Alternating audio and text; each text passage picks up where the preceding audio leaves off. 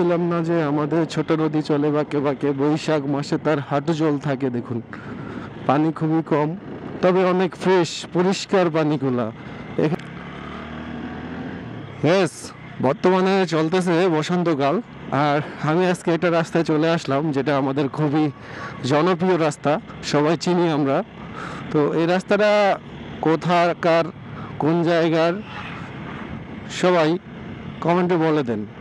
দেখুন, এখন হচ্ছে বসন্তকাল। বসন্তকাল চলতেছে, গাছের পাতা যা ছিল সব পড়ে গেছে, আবার নতুন করে গজাইতেছে। আর এই রাস্তার দুই দিকে হচ্ছে শুধুই কড়ি গাছ আর কড়ি গাছ।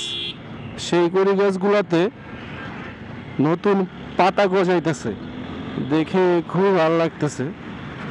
আমার কথা হচ্ছে যে দেখুন পরিবেশটা একবার, কত সুন্দর একটা ওয়েদার। আর এই সময়কার রৌদ্রটা এত সুন্দর লাগে। আর এই সময় না, আমার মনে হয় যে শরীর সব কিছু অবশ, ক্লান্তি একটা ভাব। তো কালকে অনেকটা খারাপ লাগছে, যার কারণে আজকে বের হয়ে গেলাম যে একটু ঘুরি, কি অবস্থা। তো ঘুরতেছি, এখন ভাবলাম যে ভিডিও করি। এই রাস্তাটা অনেক সুন্দর, যেমন মনে হইতেছে ও এটাই তো চৈত্র মাস সামনে আসতেছে, বসন্তকালের শেষ, গাছে গাছে পাতা। মানে কি সুন্দর একটা ওয়েদার, কি সুন্দর একটা পরিবেশ। দুই দিকে কড়ি গাছের মধ্যে আবার বসন্তের শেষ, এখন পাতা গজাইতেছে। মানে পুরো একটা মাখো মাখো অবস্থা, যেদিকে দু চোখ যায় সেদিকে ভালো লাগে। এই যে দেখুন, পরিবেশটা একেবারে খা খা রৌদ্রে দুপুরে। কিরকম যেন একটা কবিতা ছিল যখন আমরা প্রাইমারি স্কুল পড়ছি।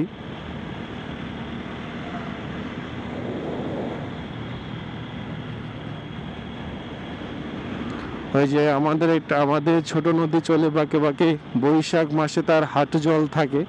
তো সেই হচ্ছে অবস্থা। সামনে আছে একটা নদী, সেই নদীতে এখন দেখা যাইতেছে মনে হয় যে অল্প একটু পানি।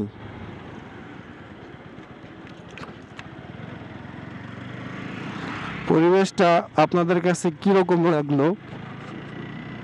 আর যদি এরকম আরো ভিডিও পেতে চান, শখ বাই ফেসবুক পেজের সাথে থাকুন। দেখুন কত সুন্দর একটা পরিবেশ।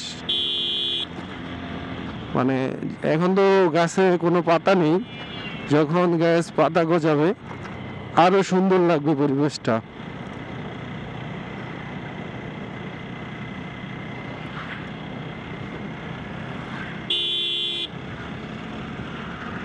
ব্রিজটা একবার দেখুন।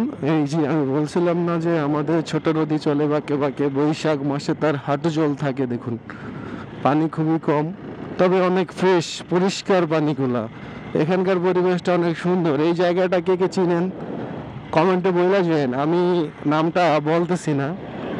জায়গাটা অনেক সুন্দর, এখানে আসলে সেই একটা অনুভূতি আপনারা অনুভব করতে পারবেন। ভালো লাগার পরিবেশ। এখন বাজে দুপুর 12:47, একটু পরে আজান হবে। সব হুজুররা, সব মোল্লা সাহেবরা মসজিদে রেডি হইতেছে আজান দেওয়ার জন্য। 12:47 বাজে। জায়গাটা সবারই পরিচিত, কিন্তু নাম বললাম না, শুধু আপনাদের জন্য, আপনারা চিনেন কিনা। আমার কণ্ঠস্বর একটু অন্যরকম হয়ে গেছে, কারণ আজকে অনেকদিন যাবৎ ঠান্ডা জ্বর কাশিতে ভুগতেছি, সেই জন্য আমার এই অবস্থা। আমার জন্য সবাই দোয়া করবেন। ও ইয়ে, আল্লাহ রে, এত স্পিড ব্রেকার।